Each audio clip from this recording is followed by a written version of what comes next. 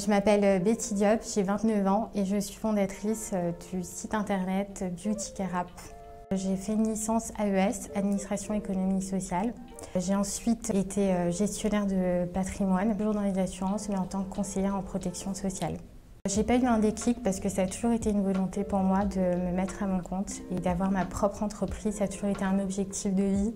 Ma plateforme permet de mettre en relation des professionnels de la beauté, donc en Île-de-France, et de proposer aux clients des abonnements mensuels qui leur permettent d'aller au moins une fois par mois chez un des partenaires. J'ai d'abord répondu à mon besoin parce que je suis une femme et c'est vrai que je me suis dit pourquoi pas faciliter les choses en ayant des professionnels de qualité proches de chez soi et avoir des tarifs concurrentiels, des tarifs attractifs. Ce qui est vraiment avantageux au départ, c'est l'enthousiasme de se dire c'est bon, je me mets à mon compte, je vais avoir ma liberté d'entreprendre quelque chose qui m'intéresse. On ne se rend pas forcément compte de ce qui vient derrière, c'est-à-dire les inconvénients, avoir des doutes, d'être seul, voir forcément, même si on est épaulé par sa famille ou ses amis qui nous motivent, parce que c'est vraiment courageux de se lancer à son compte, d'avoir des bonnes personnes qui nous conseillent et qui nous emmènent vers les bons prestataires, les bonnes personnes.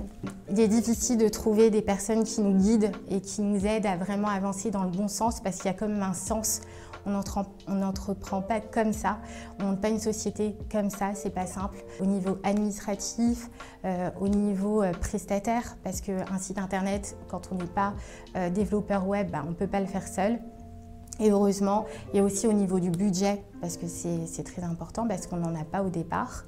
On peut avoir de l'argent de côté, peut-être, qui à la base était pour d'autres projets, mais quand on se lance, on est malheureusement obligé de devoir commencer avec son budget à soi avant de passer à autre chose et demander des fonds à la banque ou faire des levées de fonds, etc.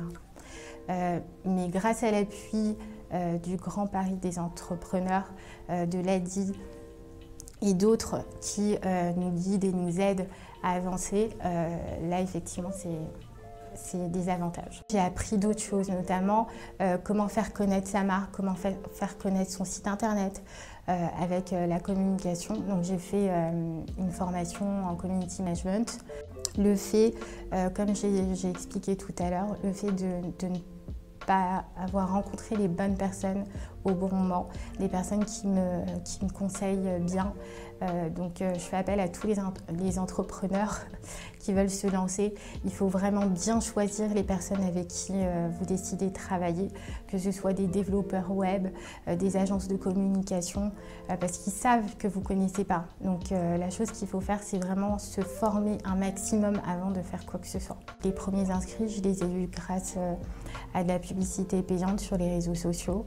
J'ai été très contente parce que je me suis dit parce que quand on lance et qu'on n'a pas forcément fait les choses dans l'ordre, on ne sait pas si le service ou le produit correspond au client ou si ça peut vendre ou quoi que ce soit. Donc quand j'ai eu quelques inscriptions, ça m'a rassurée. Je me suis dit que même si c'est très difficile, je vais quand même continuer quoi qu'il arrive. Alors mes attentes, j'en ai énormément. Me développer dans toute la France parce que là pour le moment c'est une offre exclusivement réservée aux franciliennes. Donc j'aimerais par la suite aussi me proposer faire des offres adressées aux hommes. Ensuite l'Europe et voire même dans tous les pays francophones du monde et même anglophones. Donc le conseil primordial, l'humilité.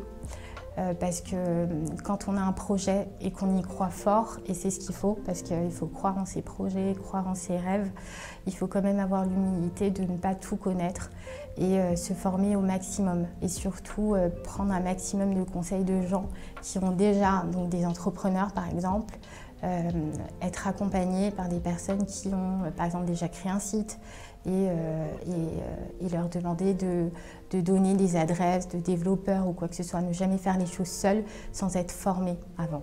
Voilà. Le grand pari entrepreneur, c'est vous.